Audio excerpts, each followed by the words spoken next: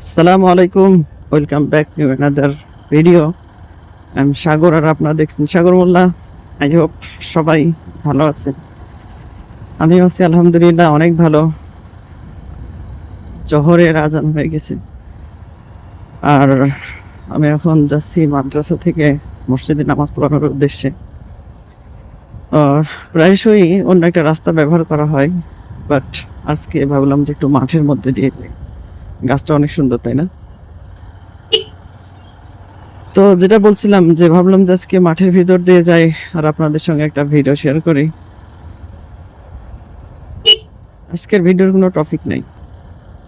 এই মোড়গুলো ঘুরতে অনেক সুন্দর লাগে, আর এই মোড়ে যখন দেখবেন যে কোনো বালি আছে তখনই ভাই আপনি প্যারা খাবেন। তো সেই ব্যাপারে সেদিক থেকেও সাবধান, যে প্যারা খাওয়ার আগ দিয়ে সাবধানে গাড়ি চালান। দুই পাশে ধানের মাঠ, পাকা ধানের মৌ মৌ করার গন্ধ অন্তর জুড়ে গেছে। এই জায়গাটা কানা পুকুর নামে পরিচিত, তবে এখন কিছু এখানে ফুলের গাছ, এমন ঝাউ গাছ, তারপরে এমন কিছু গার্ডেনের মতো করার কারণে এটার কানা পার্ক নামে পরিচিত করা হয়েছে। হ্যাঁ, মোটামুটি বিকেল বেলায় কিছু মানুষ এখানে আসে আর ধান কাটার কাজ নিয়ে সবাই ব্যস্ত। রাস্তার মোড়ে মোড়ে যেখানে সেখানে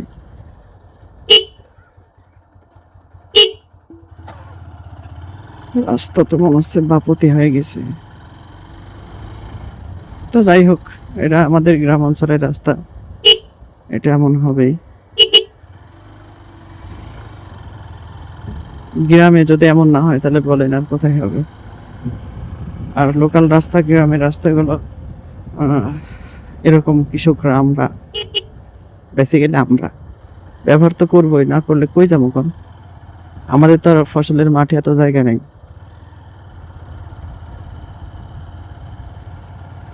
তারপরও একটা কাজ করা উচিত, সেটা হলো যে রাস্তার সাবধানতা থাকা উচিত। রাস্তার যে হকগুলো আছে সেগুলো আদায় করা উচিত। গাড়ি টাড়ি চলতে, মানুষজন চলতে যাতে সমস্যা না হয় সেভাবে রাস্তাকে ব্যবহার করা যাইতেই পারে। কারণ এটা আমাদের হাইওয়ে না ভাই, এটা আমাদের লোকাল রাস্তা। লোকাল রাস্তার ক্ষেত্রে অবশ্যই ছাড় আছে, কিন্তু কিছু কিছু সময় দেখা যায় যে মেন রোডে, হাইওয়ে যেটা, সেইখানে মনে করেন অবস্থা এমন খারাপ যে রাস্তা একবারে বন্ধ করে দিয়ে ধান লাড়িয়ে দিছে, ভুট্টা লাড়িয়ে দিছে, রোদে শুকাচ্ছে আর কি। তো এরকম পরিস্থিতি হলে তো আর এক মুশকিল।